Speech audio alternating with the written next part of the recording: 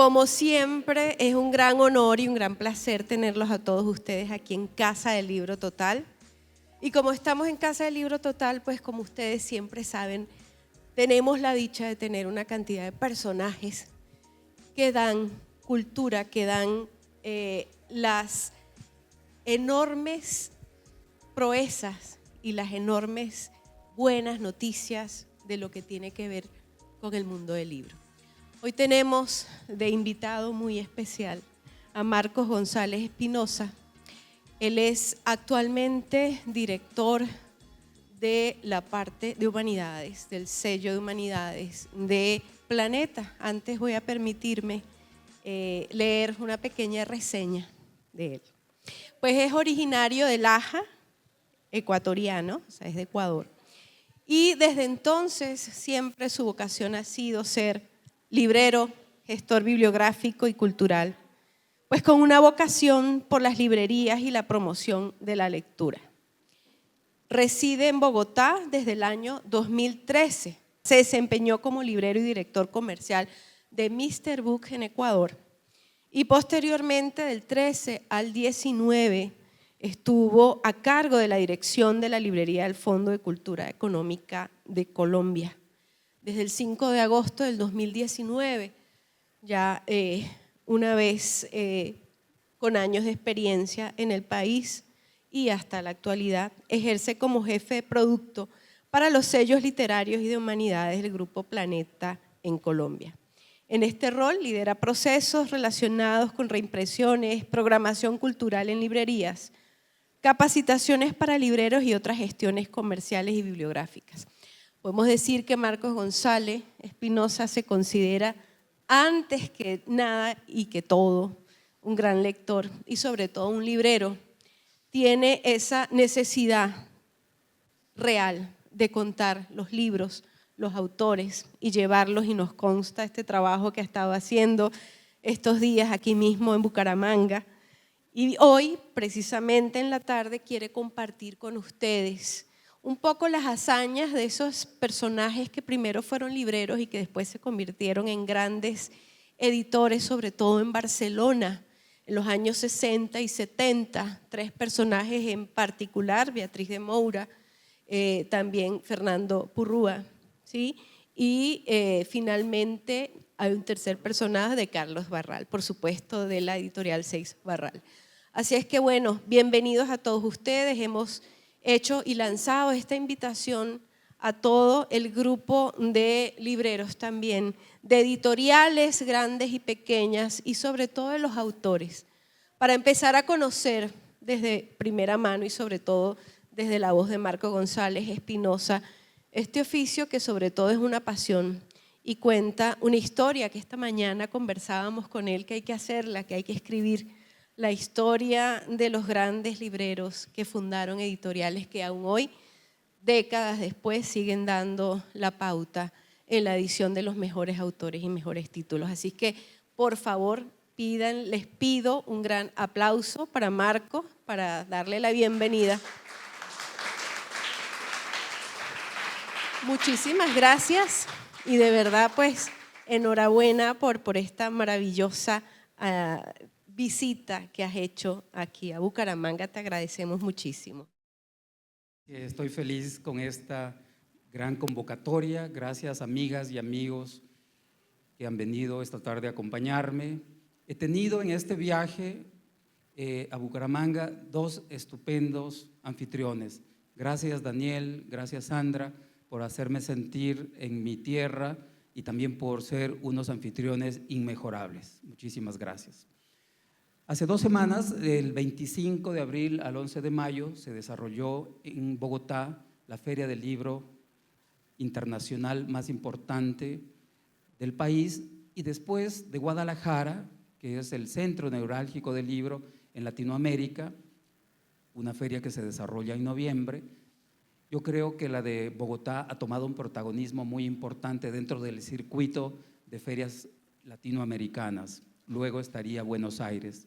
Pero este año fue muy importante, muy especial para Editorial Planeta, la editorial en el grupo editorial en el que yo trabajo, porque España fue el país invitado de honor.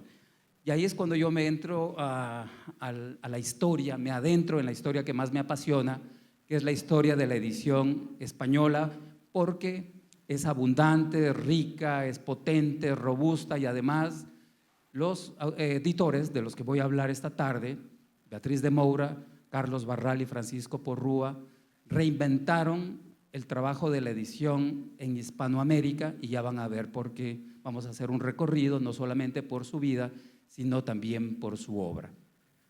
Cuando hablamos de los sellos literarios del Grupo Planeta, nos referimos a Tusquets y Seix Barral, dos editoriales que nacieron en Barcelona. Seix Barral nace antes que Tusquets, en 1911, como un taller de artes gráficas. Luego Tusquets sería fundada en 1969, y Minotauro, que es la editorial que fundó Francisco Porrúa, que está dedicada a la ciencia ficción, a la fantasía y el terror. Un sello legendario que también más adelante vamos a mirar de qué se trata. Y cuando hablamos de los sellos literarios de Planeta, nos referimos a Ariel, Crítica, Paidós. Ariel y Crítica nacieron en 1942 y 1976 respectivamente. Paidós nació en Buenos Aires. También aquí es importante mencionar que los editores españoles también hicieron su trabajo editorial fuera de su tierra. Recuerden que fruto de la Guerra Civil Española hubo muchos exiliados españoles que llegaron especialmente a México y Buenos Aires. Esos exiliados fueron invitados por un gran hombre cercano al Fondo de Cultura Económica, al Colegio de México y a la Casa de España en México, un señor llamado Daniel Cosío Villegas. Él viajó durante esos años de guerra en España a Portugal, y a partir de ese encuentro con el embajador español en Portugal, planificaron la huida de los editores, tipógrafos, correctores de estilo, diseñadores que huyeron de la España en guerra y se fueron a México. El mismo presidente y su familia, el presidente mexicano Carranza, les dio la bienvenida en una cruzada que se llamó México recibe con los brazos abiertos a los hermanos españoles, y ahí llegó gente muy valiosa para lo que fue la evolución del mundo editorial en Latinoamérica. Luego llegarían también a otro polo importante que fue Buenos Aires. Muchos de ustedes recordarán la labor que hizo Sudamericana, que hizo la editorial MC, la que sigue haciendo una editorial muy importante como Austral, que también nació allá. Ese es el componente de españoles exiliados que formaron también muchas gentes, muchas personas en el mundo editorial, desde el diseño gráfico, desde la tipografía, desde el manejo de las maquinarias de imprenta, pero también en la formación de lectores y en la promoción de lectura y de estos sellos literarios que les he comentado. Quiero iniciar esta conversación, esta charla, esta conferencia, porque al final vamos a abrir el micrófono para que conversemos un poco, con este señor llamado Carlos Barral, navegante, diletante, poeta, un hombre que fue muy cercano a los principales editores de Alemania, Wolf, en Italia, los Feltrinelli, los Einaudi, también en Francia con los Gallimard, y se propuso, después de haber heredado, miren, este fue el primer taller de artes gráficas que fundaron las familias Seix y Barral, dos apellidos catalanes. Este taller de artes gráficas se fundó en 1911 y ahí se producían los libros que los niños españoles utilizaban, niños y niñas españolas utilizaban para aprender geografía e historia. Cuando llega la segunda generación de las familias Barral y Seix al manejo de Seix Barral, da un giro de 180 grados de la producción de textos a la gran literatura europea. Pero también, gracias a un premio que Carlos Barral creó, llamado el Premio Biblioteca Breve, Seix Barral, la idea fue promocionar las nuevas voces españolas, y ese premio recayó en Juan Marcé, por ejemplo, uno de los escritores españoles más destacados. Pero a mí lo que me gusta contar es esta foto de acá, que es muy importante, a la izquierda.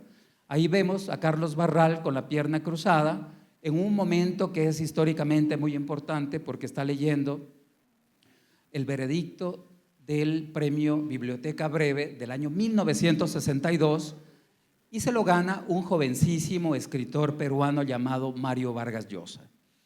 Ese se considera el inicio del boom latinoamericano.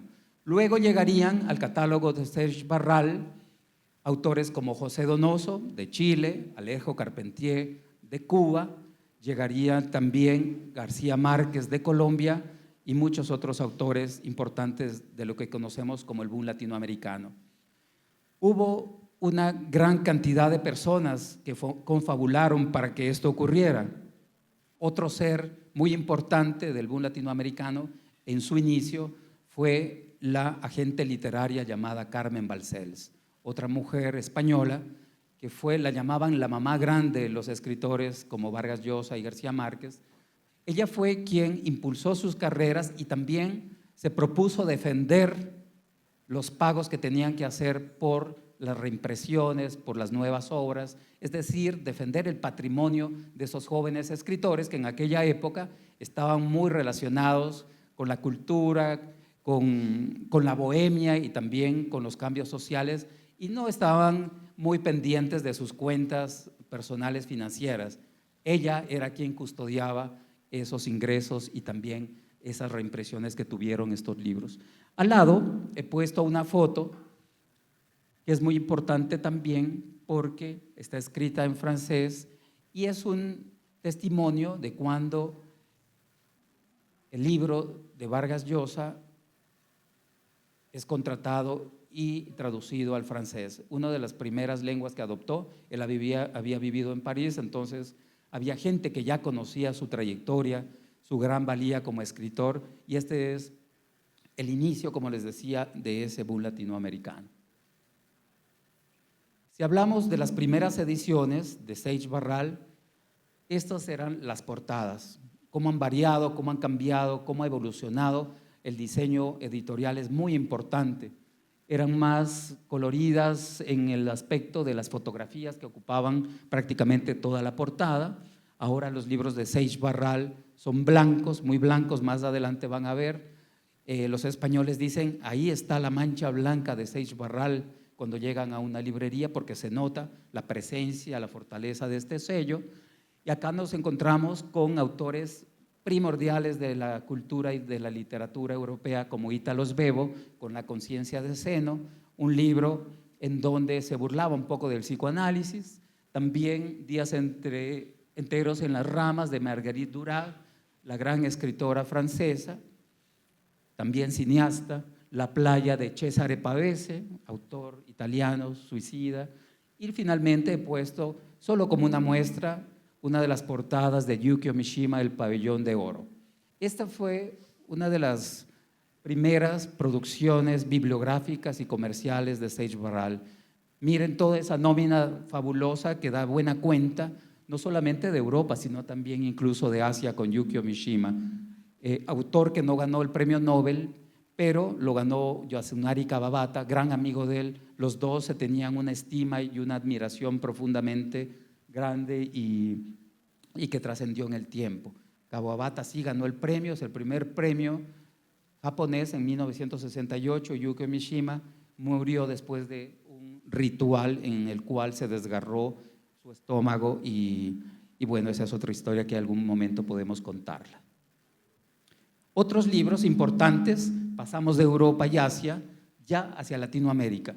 Y aquí vemos la portada del premio Biblioteca Breve que les hablé antes, de 1962, La ciudad y los perros, de Vargas Llosa, el chileno José Donoso con El obsceno pájaro de la noche, Gabriel García Márquez con Crónica de una muerte anunciada, todas ediciones de Seix Barral en diferentes épocas, por eso el diseño también cambia. Esto lleva la pátina, las señas particulares de quienes trabajaron en cada una de las etapas del diseño y de la producción bibliográfica de este sello. Y después está Julio Cortázar con Ceremonias, en esa colección histórica que se llamó Nueva Narrativa Hispánica. Podemos ver que es una cartografía importantísima de esa época de la narrativa sudamericana, latinoamericana, que fue conformándose en esos estadios iniciales de Seix Barral. Pero ahora me gustaría hablar de lo que es Sage Barral en la actualidad. 1911, 1962 y llegamos al 2024. Este libro lo publicamos el año pasado de Melba Escobar, una escritora colombo-española. Su madre, Miriam de Nogales, nació en España. Su padre fue Octavio Escobar Navia. No, estoy equivocado, es Rodrigo Escobar Navia. Ahí sí está correcto. Rodrigo Escobar Navia fue alcalde de Cali, uno de los más recordados y queridos de esa etapa de la historia de Cali. Este señor se fue a estudiar a Francia y ahí conoció en la ciudad Luz a la mamá de Melba, a Miriam de Nogales. Las huérfanas es un libro que reflexiona sobre una madre narcisista, sobre las enfermedades mentales. Miriam de Nogales intentó suicidarse 11 años antes de que naciera Melba, se lanzó de un cuarto piso, se salvó porque cayó sobre el techo de un carro. Ella reflexiona desde esta frase con la que comienza el libro: yo, Melba Escobar, vengo de una familia de psiquiatras y de psiquiátricos. Esta novela nos lleva a recorrer Cali, la Cali de Rodrigo Escobar Navia, la Madrid de su madre Miriam de Nogales, Francia, París en particular, donde se conocen sus padres mientras son estudiantes universitarios, y finalmente en Bogotá, en donde Melba Escobar estudió literatura en la Universidad de los Andes. Antes habíamos publicado Cuando éramos felices pero no sabíamos, 4 viajes que hizo a Venezuela, no para retratar el mundo político, la revolución chavista, sino para conversar con la gente que se quedó a vivir en Caracas. Esa es una foto del metro de Caracas, de la gente, del día a día, de quienes decidieron quedarse en ese país. También hemos publicado La mujer que hablaba sola. La narradora de este libro es la madre de aquel joven que fue acusado de haber puesto una bomba en el baño de mujeres del centro comercial andino, que ustedes recordarán que ocurrió hace varios años. Una voz que reflexiona sobre la maternidad, sobre la violencia también. Son varios registros que tiene en esta filmina. Vemos a Melba hablando de su madre, de las enfermedades mentales, de Venezuela, de los hermanos venezolanos que decidieron quedarse en el país, y también una reflexión sobre la violencia y la maternidad. También hablar de Sage Barral en la actualidad es hablar de José Pepe Zuleta. Ese libro que tiene en sus manos, Lo que no fue dicho, fue el premio de novela del Ministerio de Cultura de Colombia del año 2022. Lleva 7 ediciones.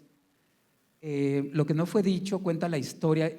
A Pepe le gusta decir que es un libro sobre la gratitud, aunque cuenta momentos muy difíciles, como cuando él tenía 3 años y su papá, Estanislao Zuleta, se separa de su madre y a su mamá no la vuelve a ver sino después de 28 años. Un reencuentro fortuito, casual. Ella nunca le contó por qué no apareció en esos 28 años, sino que le pidió a su hijo, que es un gran escritor, que escribiera su vida. Sin embargo, se encontraron un par de veces, pero ella falleció a los pocos años. Entonces no se cumplió ese sueño de escribir la vida de su madre. Además de contar la historia de sus padres, habla también de los múltiples oficios que ejerció Pepe Zuleta desde los 14 años. Cuidador de conejos, trabajó como ayudante de una botica en los horarios nocturnos, viajó por el Pacífico, también fue ayudante de imprenta, finalmente se constituyó en un gran publicista y en un gran escritor. Ha ganado premios de cuento, de poesía y de novela con Lo que no fue dicho. Pero hablemos de una versión de los hechos. Siempre hay problemas técnicos, así que no se preocupe, lo solucionamos y continuamos. Una versión de los hechos es una novela que tiene un registro muy diferente. José fue profesor de escritura creativa durante 10 años en las cárceles de mujeres de Colombia. El alter ego de Pepe, es decir, el protagonista, que es escritor en la novela, que se llama Martín, es el alter ego de él, de Pepe Zuleta. Está acompañado de 2 protagonistas mujeres. Una es una editora caleña que ha tenido que exiliarse en España por una persecución durante el conflicto, una persecución política. Y la tercera es una mujer privada de la libertad que busca sosiego, tranquilidad, silencio en la biblioteca de la cárcel. que es el único lugar donde hay silencio y tranquilidad dentro de un lugar como esos. Es un canto a la escritura, un canto a la amistad, es una reflexión sobre lo que significa la libertad, lo que significa el tiempo, esas mujeres sin tiempo o con todo el tiempo del mundo que están en la cárcel para reflexionar, para volver la vista atrás.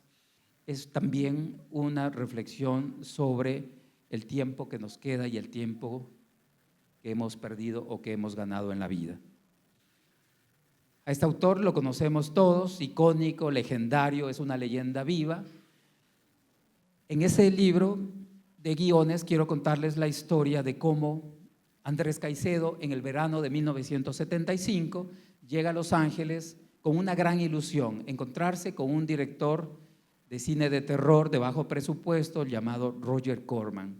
Nunca lo encontró, él llevaba bajo su brazo unos guiones mal traducidos por su hermana Rosario porque llevaba muy poco tiempo viviendo en Estados Unidos.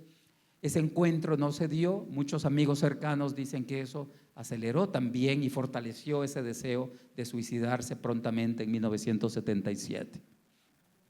Hemos publicado el resto de su obra. Es muy paradójico que la obra de Andrés Caicedo en unas épocas, en unos años, circulaba mejor en inglés que en español. Cuando Editorial Norma dejó de publicarlas, después Random House también hizo un intento de comprar toda la obra, no lo logró. Luego el Fondo de Cultura Económica también lo intentó, no se pudo y finalmente Planeta, gracias a Sage Barral, pudo adquirir todos los derechos de su obra.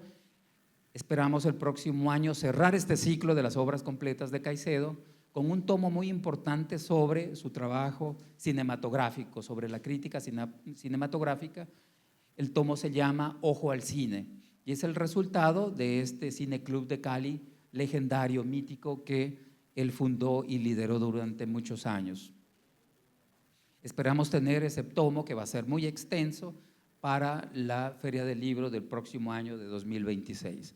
Seguro entre ustedes hay mucha gente que conoce la obra de Caicedo, la ha leído y saben que Viva la Música es una obra de culto. Él es un autor de culto que estamos reimprimiendo frecuentemente y creo que ya va llegando a la quinta reimpresión esta nueva edición, que además tiene una factura muy importante, tiene unas cubiertas, unas solapas informativas, tiene tapadura, es decir, es una edición muy bien cuidada.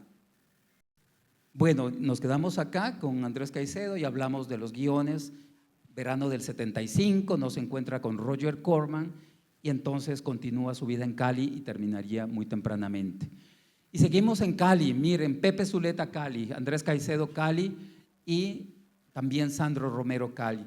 Uno de los sobrevivientes del grupo de Cali, aquello que se conoció como Caliwood. Además de la cultura del cine, también estaba la literatura, el teatro, la música, la rumba y el mundo se derrumba, era el lema de esta generación. El miedo a la oscuridad es la historia de ese grupo de Cali, es ficción. El protagonista, que es parte de este grupo colectivo de artistas, desaparece, no sabemos si lo asesinaron, él se fue, desapareció por propia cuenta o lo secuestraron. Y el grupo de amigos sale en su búsqueda a ver qué pasó con él.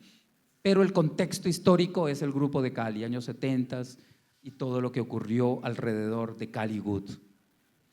También es Sage Barral, literatura afrocolombiana. Hace poco celebramos los 100 años de Arnoldo Palacios. Su obra más conocida es Las estrellas son negras. Es la historia de la vida en un día de Irra, un muchacho del Chocó. También nos va contando cómo los negros ricos y con poder pisotean a los negros pobres. También es un recorrido por la flora y la fauna del Chocó. Ese libro se quemó en el Bogotazo y era el libro que Arnoldo había escrito para ganarse una beca a Francia y tuvo que reescribirlo en 3 o 4 días de memoria para poder acceder a esa beca y finalmente se fue. Allá vivió muchos años, se casó con una mujer relacionada con una dinastía en Francia, con la realeza francesa, etc. Pero el nuevo libro que hemos publicado de Arnoldo es La selva y la memoria. No es una novela de un solo protagonista, sino más bien una novela coral también pasa por el Bogotazo, todo lo que ocurrió, los escenarios que se vivieron en esas jornadas terribles y llenas de violencia. Seix Barral también se mueve por otras regiones, no solamente por el Valle de Cauca, Cali, sino también por Jericó, por Jardín, que fue la tierra de este gran inventor de juguetes, catador de alcoholes, gran conversador y también un gran formador de escritores. Juan Diego Mejía fue uno de sus alumnos en la Biblioteca Pública Piloto, unos talleres de escritura creativa que son muy recordados por la sociedad colombiana. Estos libros engloban los sabores, los colores, la religiosidad, los paisajes, las montañas, el café, los amores que ocurren en esos paisajes antioqueños. Como pueden ver ahí, les he puesto solamente como muestra dos de los grandes premios que Mejía Vallejo ganó. En el 63 ganó el premio Nadal con día señalado. El día señalado, el premio Nadal es el más antiguo y uno de los más importantes de España. Y el premio Rómulo Gallegos de 1988, el premio que se entregaba y se va a volver a entregar este año, se ha reactivado el Rómulo Gallegos, premios que ganaron grandes escritores, el mismo Vargas Llosa, lo ganó Roberto Bolaños, por ejemplo. En 1988 lo ganó con La Casa de las Dos Palmas, sin lugar a dudas la obra más importante, con mejor recepción de Mejía Vallejo, llevada a la televisión y que todavía se sigue leyendo en muchos colegios y escuelas de este país. Hasta ahí llegamos con Seix Barral, porque no nos queremos extender mucho, sino que queremos contarles una historia ilustrada para luego, como decíamos, también comentarlo con todos ustedes. Beatriz de Moura todavía está viva, vive en Barcelona, la ciudad de sus sueños. Esta señora es hija de un embajador, de un diplomático brasileño. Gracias a la profesión de su padre, visitó muchos países. Dice que las primeras palabras en español y en quechua las aprendió en Quito, Ecuador, cuando su padre fue embajador en Ecuador, en Quito. Luego viajaría por otros países y ciudades como Ginebra, en donde estudió traducción literaria, ahí se especializó en ese tipo de traducción.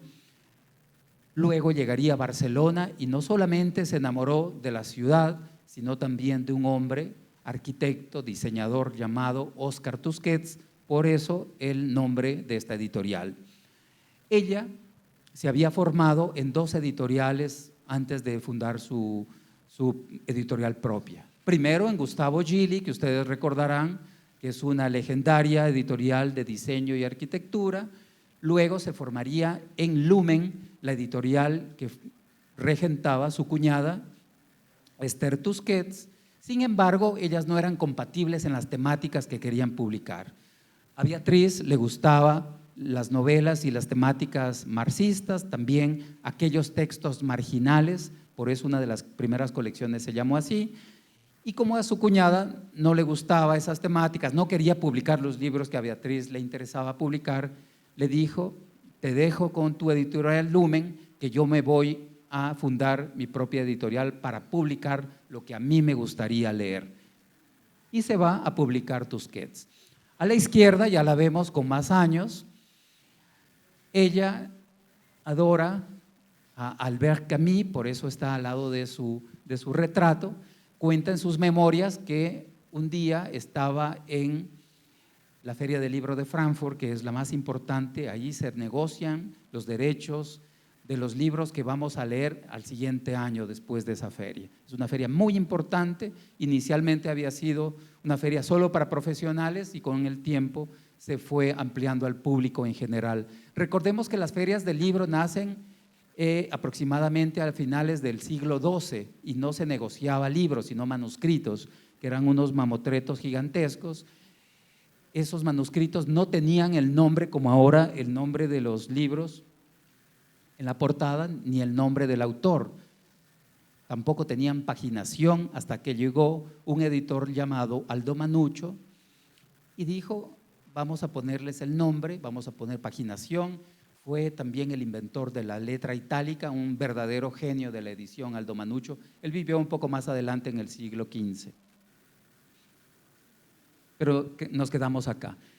Entonces le decía que en una de esas cenas de la Feria del Libro de Frankfurt estaba Beatriz de Moura con su compañero de aquella época, ya no estaba con Óscar Tusquets, sino tenía un nuevo compañero llamado Tony López Lamadrid.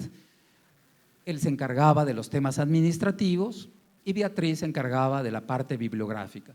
Estaban cenando y se acercó una muchacha muy joven y les dijo: estoy buscando, escucho que ustedes hablan en español y estoy buscando una editorial española para publicar un libro inédito de mi padre. Ellos nunca se imaginaron que era hija de Albert Camus, el premio Nobel de literatura francés. Él, unos años antes, había muerto en un accidente automovilístico. Cuando regresaba de la campiña parisina hacia la ciudad, se chocaron violentamente contra un árbol y murió Albert Camus y su editor Gallimard. En la cajuela del carro encontraron el manuscrito de un libro hermoso que se lo recomiendo, que se llama El primer hombre. Este libro es una larga carta, un homenaje que le hace Albert Camus ya cuando gana el premio al profesor de escuela cuando él tenía 8 o 9 años. Cuando su abuela, que era una mujer muy despiadada y violenta, lo golpeaba, cuando vivían de la amistad y también de lo que les regalaban los vecinos, no tenían dinero para comer siquiera, y ese profesor de la escuela siempre se dio cuenta que ese niño tenía algo especial, una inteligencia especial, y le dijo: tú vas a llegar a ser alguien muy importante. Y llegó a ser premio Nobel de literatura. Al final de este libro, El primer hombre, está la respuesta del profesor a esa larga carta que es el libro que les acabo de comentar. A la derecha he puesto una foto que también es histórica. Ahí está una joven Beatriz de Moura junto a Dalí, el maestro, ícono de la cultura española, y en esa época mucho más, junto a un jovencísimo Fernando Aramburu. Esto para que ustedes se den cuenta que Beatriz fue también como un eje gravitacional alrededor de lo que ocurría en la cultura catalana y española. Les comentaba antes que las primeras colecciones de Tusquets eran marginales, así se llamaba la colección Marginales, y los cuadernos ínfimos. Eran obras muy breves, obras que le habían impactado, gustado a Beatriz de Moura, las había leído especialmente en francés, ella era una mujer políglota y decidió publicarlas en su muy naciente editorial. Ahí nos encontramos con El Flaco, con Julio Ramón Ribeiro, uno de los más queridos escritores peruanos, especialmente de cuento, Las prosas apátridas, un libro de culto en Latinoamérica. También está Samuel Beckett, y ese libro, que se llama Residua, es muy importante porque imagínense el ojo de Beatriz de Moura. Lo publica en el año 69 y ese mismo año Samuel Beckett gana el premio Nobel, es decir, le apuntó a donde era. Tenía un ojo avisor muy afinado para descubrir también nuevas voces narrativas, no siempre los autores ya consagrados, sino hacer una suerte de minería para conocer nuevas voces. Ahí nos encontramos, antes les había hablado de Juan Marcé, un autor que tanto Carlos Barral como Beatriz de Moura impulsaron desde sus editoriales, y un autor, es cineasta, pero también fue escritor, ese escritor acaba de escribir una nueva novela, Woody Allen, a sus 89 años, esa noticia apareció ayer, y este se llama Sin plumas, el típico humor judío de Woody Allen que ustedes ya conocen en sus películas, está retratado en este libro que publicó Beatriz de Moura en sus primeros años de editora. Foto histórica, junto al joven Gabriel García Márquez, eran muy amigos, mírenla, ella está al lado de él, a su izquierda. Beatriz de Moura en el año 70-71 conversa con García Márquez, con su amigo, y le dice: querido Gabo, estoy a punto de quebrar y voy a cerrar mi editorial. García Márquez le dice: querida Beatriz, no te apures, no te aceleres, porque voy a llegar la próxima semana a tu casa con un regalo que te va a hacer millonaria y vas a salvar tu editorial. Y así fue, apareció la siguiente semana, no sé si se volvió millonaria, pero sí salvó Tusquets. Llegó con el manuscrito del relato de un náufrago que Beatriz de Moura lo publicó en los cuadernos marginales, y dice ella que no tiene idea de cuántos libros reimprimió y reimprimió porque se vendieron miles de miles, no da una cantidad exacta porque ella tampoco lo sabe, pero fue una locura. Recordemos que ya había publicado 100 años de soledad en la editorial sudamericana. Los bonaerenses de aquella época contaban que salían los bonaerenses, los lectores y lectoras salían con bolsas llenas de 100 años de soledad y se veía mucha gente transitando con copias de la primera novela de García Márquez publicada en Sudamericana en Buenos Aires. Al lado está la edición que le regaló García Márquez a Beatriz de Moura en el 70 o 71, anunciando en rojo muy grande Premio Nobel 1982. Pero hablemos de lo que es hoy en día Tusquets Editores. Es la narrativa de Margarita Cuéllar Barona, una escritora caleña, hoy en día es la directora del CERLAL, que es un instituto que se dedica al fomento a la lectura en Latinoamérica y en el Caribe. El primer libro que publicamos de ella, que es tejedora y es bordadora, por eso las portadas de los libros tienen que ver con esa actividad, fue Geografía Doméstica, un libro que describe de manera poética las cosas que componen su entorno doméstico, la hamaca, sus libros, las películas, la mesa de noche, pero también su familia, sus 2 hijas, su esposo. Y lo más reciente que hemos publicado de Margarita se llama De viento y de sal, un texto en clave femenina que cuenta la historia de las mujeres de su familia, abuela, tía, madre, y ella misma también es la protagonista. Una visión de la condición de la mujer a través de varias generaciones de mujeres, un retrato muy íntimo que hace Margarita de las mujeres de su familia. También es Andrea Cote, que nació cerca de acá, en Barranca Bermeja. El año pasado ganó un premio muy importante de poesía que se llama Casa de América de Poesía, Premio Casa de América.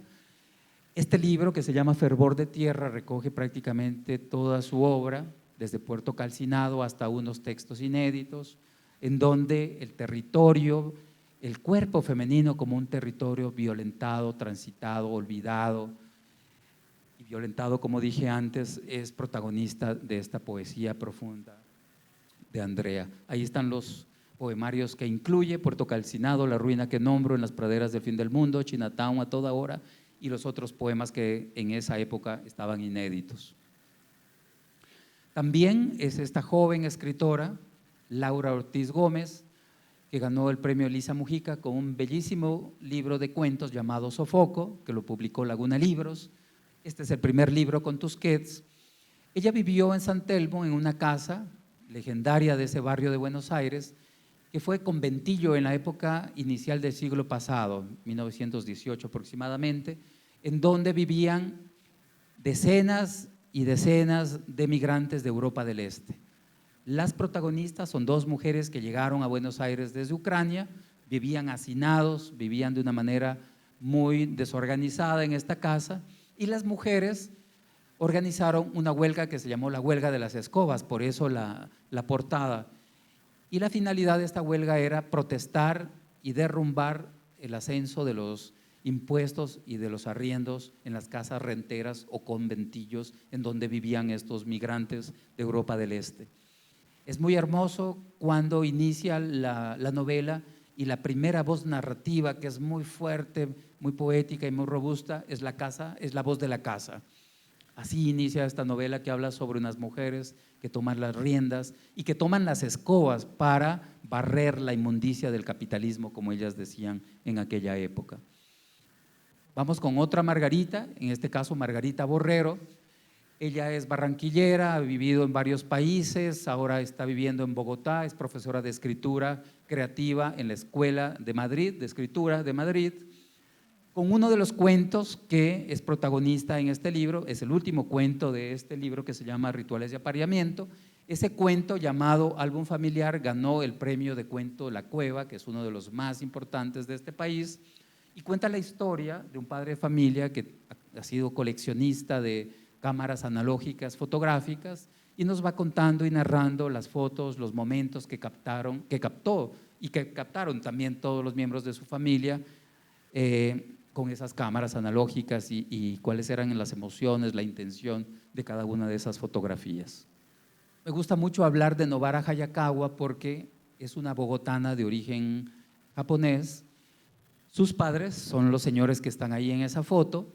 Su papá fue arquitecto de interiores, diseñador de interiores, vivía en Japón y un compañero de la universidad lo llamó desde una ciudad que él nunca había escuchado en su vida, de un país que tampoco conocía, lo llamó desde Bogotá, Colombia, a Japón, una de esas llamadas de larga distancia de antes, y le dijo: mira, hay trabajo para 3 años diseñando jardines japoneses en Bogotá, porque los ricos bogotanos han enloquecido con el diseño de jardines japoneses. El señor consulta con su esposa, ella está de acuerdo, se mudan a Bogotá. Ellos pensaron quedarse 2, 3 años, ganar un poco de dinero, volver a Japón, pero les gustó tanto Colombia que se quedaron a vivir acá. La señora todavía vive, el padre de Nobara ya murió. Acá tuvieron sus 2 hijas, Nobara es una de ellas. Nobara es diseñadora de la Universidad Nacional, es artista gráfica de la Universidad de Tokio, pero también es una gran música, un gran ser humano y una gran madre. Un día, conversando con su mamá, se enteró que una de sus familiares mujeres, no sé si es la abuela o la bisabuela, fue una de las grandes feministas del Japón, y eso le voló la cabeza. Dijo: yo tengo que contar la historia de mi antepasado. Y luego le contó otras historias referentes a los hombres de su familia. Fueron artistas cercanos al dadaísmo en Japón, vagabundos, alcohólicos, suicidas, y eso también le llamó mucho la atención a Nobara, y dijo: voy a escribir la historia de mi familia con 2 continentes, 3 continentes, Asia, Europa, porque muchos de sus antepasados viajaron a Europa, y también América, en Bogotá, Colombia. Es una suerte de arqueología familiar con base en historias y también en fotografías, porque tiene un álbum fotográfico que está muy bien logrado. Esas piernas que están en la portada son de su tía abuela, que se jactaba de tener piernas occidentales y no piernas regordetas como tienen según ella, las japonesas. Entonces, a ella no le gustaba que la retrataran cintura arriba, sino que siempre fotografiaran sus piernas, de las cuales estaba muy orgullosa. Antes, cuando hablamos de Manuel Mejía Vallejo, nombré a Juan Diego Mejía. Juan Diego ejerció múltiples oficios en su vida, siendo muy joven, como muchos de nosotros. Yo también estaba en una época muy perdido y no sabía qué estudiar, qué hacer. Me puse a viajar. Juan Diego también viajó, fue parte de un grupo de personas, hombres y mujeres, que se autodenominaron los Descalzos.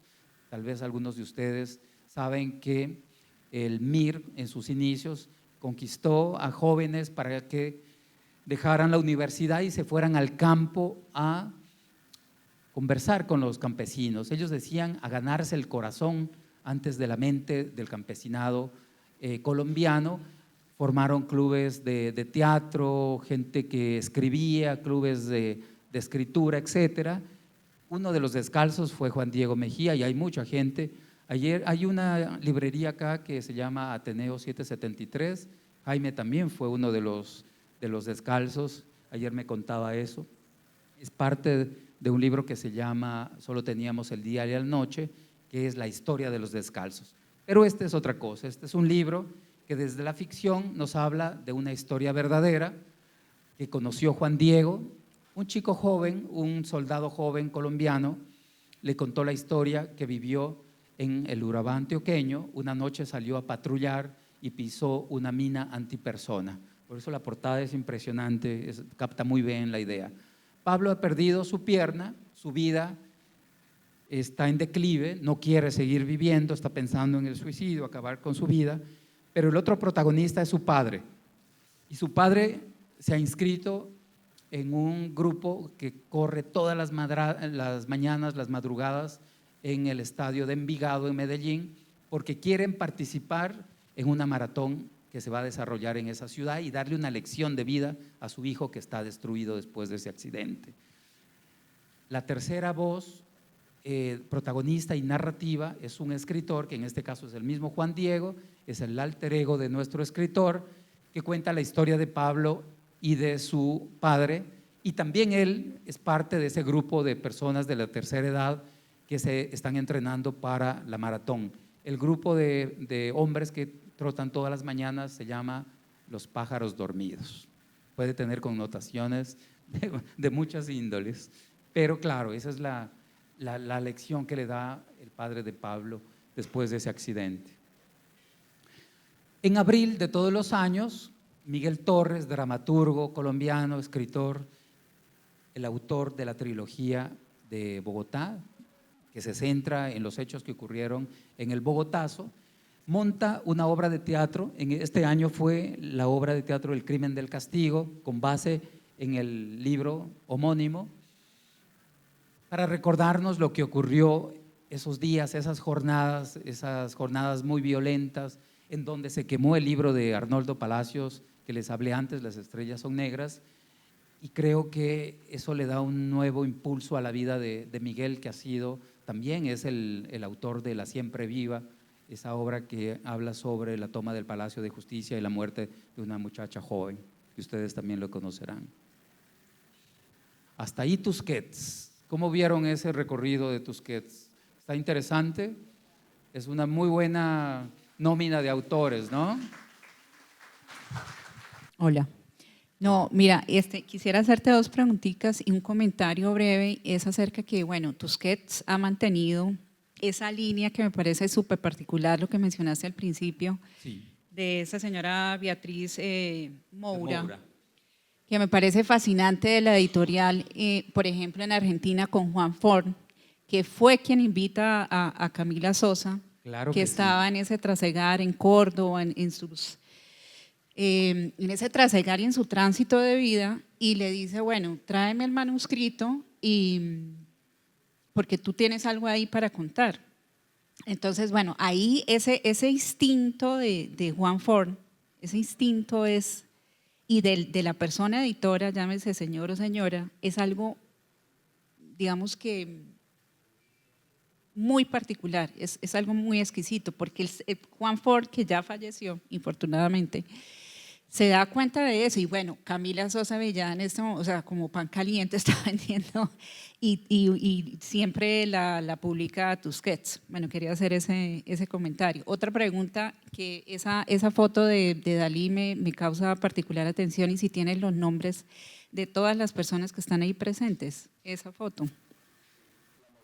¿Tienes el nombre de todas estas personas? De todos no, porque algunos no son muy conocidos. En la descripción que he encontrado solo nombran a Aramburu, Dalí y Beatriz de Moura, pero se puede encontrar por ahí investigando un poco más. Okay. Hay una autobiografía de ella que se llama Por el gusto de leer, tal vez ahí la puedas encontrar. Ok, y te quería preguntar, bueno, tal vez Por el gusto de leer lo puedo confirmar, pero tengo una suposición que, bueno, ella llamándose Beatriz de Moura, y le pone a la editorial el apellido del marido. Sí, Entonces, ella cuenta, y le preguntaron eso, ¿por qué si hubiera sido editorial de Moura? Y ella dice, fue un tema netamente práctico. Es un apellido totalmente muy catalán, estamos en Cataluña, hay que es pagar hombre. impuestos, hay que pagar tributos, y un nombre local abre puertas. De Moura habrían pensado es portuguesa, brasileña. No, y es el esposo además, es sí. el esposo, el señor sí. del matrimonio. Y bueno. Y Tusquets, Oscar, era un arquitecto muy reconocido, entonces eso abrió puertas también. Okay. Fue un tema netamente práctico y de una decisión para que pudiera funcionar mucho mejor la editorial. No tenía nada que ver con identidad ni nada de eso. Y sí, Beatriz de Moura no conoció a Camila Sosa Villada como editora porque ella ya se separó. Ahora está un señor llamado Juan Cerezo, que es el editor de este sello, que trabaja de la mano con otro de los grandes autores de Tusquets, que es Leonardo Padura Fuentes, por ejemplo, el cubano. Hispanoamérica. Hispanoamérica porque Juan Cerezo es el director editorial de Tusquets en todo el ámbito. Ford era más de Argentina, sí, lamentablemente murió, como tú dices, él se enteró que estaba escribiendo un libro llamado Las Malas, que pronto se llevará al cine, que cuenta la historia de la vida de Camila cuando trabajó como trabajadora sexual en un parque llamado Sarmiento en Argentina, en Córdoba, y en la vera, en los márgenes del parque encuentran a un bebé, y ese bebé se convierte como en un símbolo de amistad y de comunidad de estas personas que prestan servicios sexuales en este parque.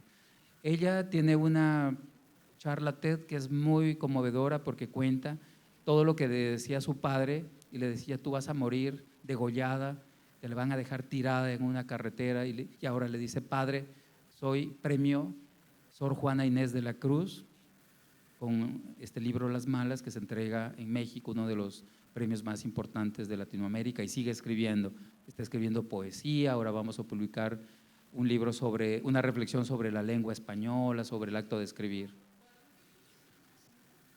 La novia de Sandro, tesis sobre una domesticación, que le estrenaron la película la semana pasada, Las Malas, y La extrañeza de mi lengua, que es lo nuevo que viene. Bueno, aquí nos vamos a detener, ya que alguien mencionó por allá a la primera edición de García Márquez de 100 años de soledad. Francisco Porrúa no nació en Argentina, sino que llegó muy chiquito, a los 2 años, a la Patagonia argentina. Su padre era un marino mercante, tenía una familia que mantener, que dar de comer, y le dijo a su jefe en España: necesito ganar más plata porque acaba de nacer mi hijo Francisco. Y su jefe le dijo: si quiere ganar más plata, le va a tocar irse a Argentina, a la Patagonia, y allá le podemos pagar un poco más. Entonces se fueron a vivir a esa región sudamericana, y como les decía antes, llegó Francisco Porrúa apenas de 2 años a esa región. Muy pronto su padre se dio cuenta que era un niño superdotado, muy especial con la lectura, muy cercano a los libros, pero también un niño políglota. Se fue a estudiar a Buenos Aires. Los editores de Sudamericana se enteraron de su existencia y lo contrataron como director editorial, y Sudamericana llegó a decir: lo que Francisco Porrúa nos dice que publiquemos, eso publicamos. Él tiene la voz cantante, nadie más. Un día llegó un joven colombiano con una obra llamada 100 años de soledad.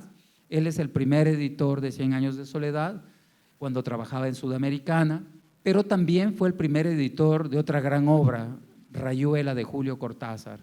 Pero también se obsesionó con la ciencia ficción. Siendo muy joven, en Buenos Aires leyó En los tiempos modernos, esa revista que está ahí en blanco, en francés.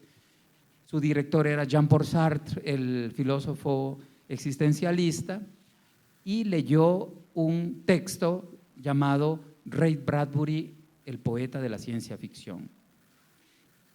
Luego salió corriendo a la librería inglesa de Buenos Aires, compró Crónicas marcianas en inglés y dijo: ¿cómo puede ser posible que esta gran obra de este poeta de la ciencia ficción no esté traducido al español?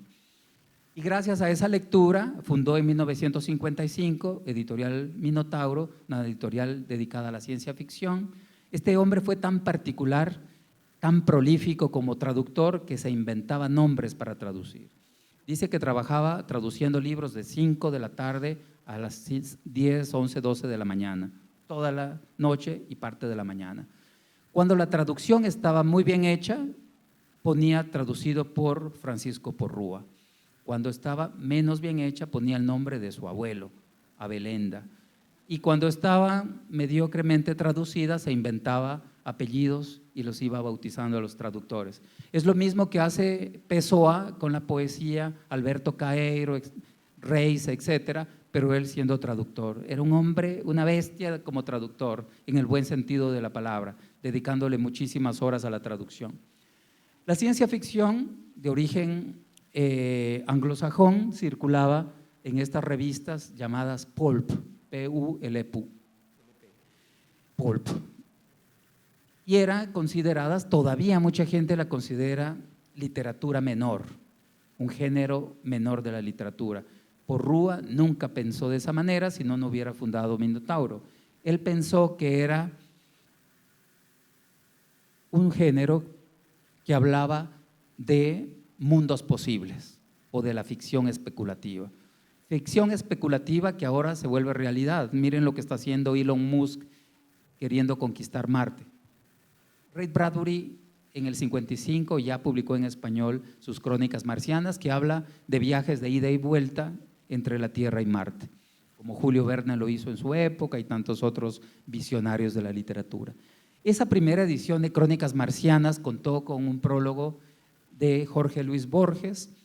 Borges también quiso fundar su propia colección de ciencia ficción en una editorial llamada MC, también fruto del exilio español en Buenos Aires. Los de MC le dijeron lo que les acabo de decir antes: es un género menor y en MC no vamos a publicar ciencia ficción. Qué equivocados estaban.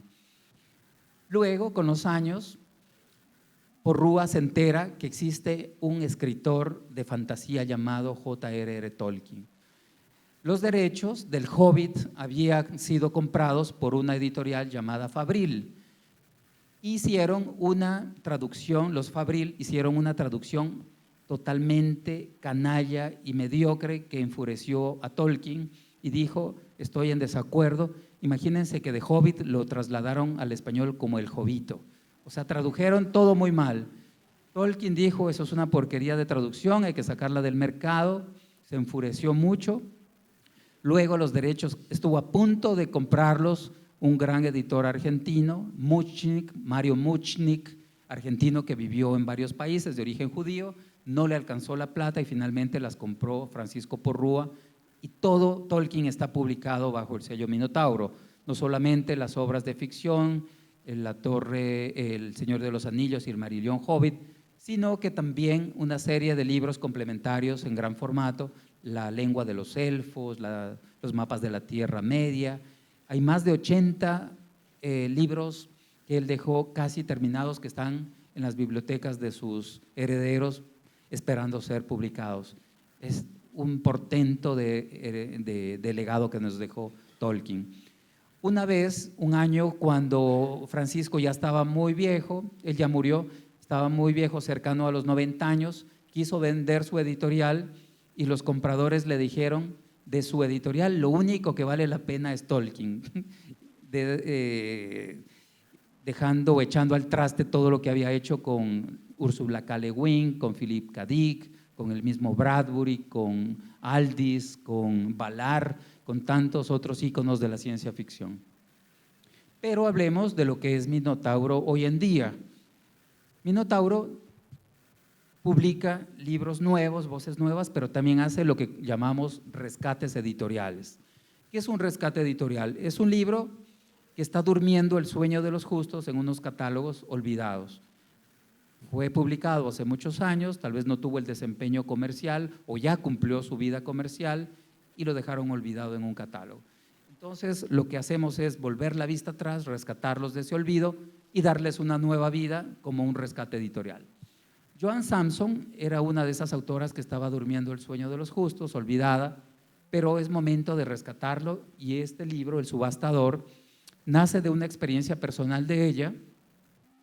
En la época de la guerra entre Estados Unidos y Vietnam, en la guerra de Vietnam, Joan Samson se declaró pacifista junto con su compañero de aquella época y se fueron a vivir a una zona rural muy alejada de los centros de las ciudades grandes de Estados Unidos. En ese pueblo, en un momento, apareció un hombre que tenía un gran poder de convencimiento, que lo comenzaron a llamar como el subastador. Él llegó con un cuento que al inicio no convenció a nadie, pero era tan persistente y tenía una labia tan fuerte que comenzó poco a poco a minar la resistencia de los habitantes de este pueblo y les convenció de lo siguiente: estoy reuniendo un capital, estoy reuniendo un dinero para formar una suerte de policía rural que custodie, que cuide sus pertenencias y sus vidas.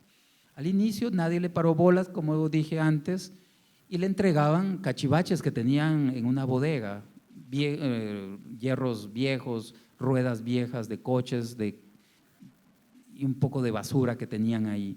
Él persistió, fue minando esa resistencia, los fue convenciendo, hasta que muchas familias comenzaron a dar todos sus ahorros. Después entregaron a sus hijos para que fueran parte de esa policía. Detrás de todo ese proyecto había algo muy oscuro, muy terrorífico, que no les voy a contar para no dañarles la lectura, pero esa es la historia del subastador, de esos timadores que llegan de vez en cuando, no solamente a las zonas rurales, sino también a las ciudades. El honor de Minotauro Colombia es haber publicado estas 3 ediciones locales. A la izquierda está un libro que se los recomiendo mucho, que se llama El tercer mundo después del sol, que tiene una gran ilustración de Luis Carlos Barragán, con un fuerte componente andino, una chola andina que está en la portada. Esta es una gran antología de ciencia ficción latinoamericana, hay chilenos, ecuatorianos, hay centroamericanos, cubanos, colombianos, etcétera. Ahí hay un cuento de Luis Carlos Barragán también. No es una ciencia ficción que solamente habla de un adelanto tecnológico, de las revoluciones industriales, tecnológicas, sino que son más cercanas a esa ciencia ficción de Ursula K. Le Guin, en donde reflexiona sobre el feminismo, la ecología, lo social, lo político. Tierra contra Futuro nos cuenta una historia, un mundo posible. ¿Qué pasaría si los extraterrestres finalmente invaden la Tierra y el lugar que han escogido es la Amazonía colombiana? Ahí se ha dado el primer encuentro ya totalmente documentado entre extraterrestres y habitantes de la Tierra que son colombianos de la Amazonía colombiana. Y se va a fundar una suerte de Naciones Unidas de la Tierra y del mundo sideral. Esos son los mundos posibles que nos cuenta Minotauro y la ciencia ficción. ¿Qué ocurriría si? Y Las Voces Muertas es un libro de terror. Recuerden que Minotauro también es fantasía y terror. Las Voces Muertas es una novela de zombies colombiano. Esta novela cuenta que zombies están apareciendo en los botaderos de basura de las principales ciudades colombianas y son los desaparecidos y muertos del conflicto colombiano y vienen a buscar una venganza contra los gobiernos que los han desaparecido.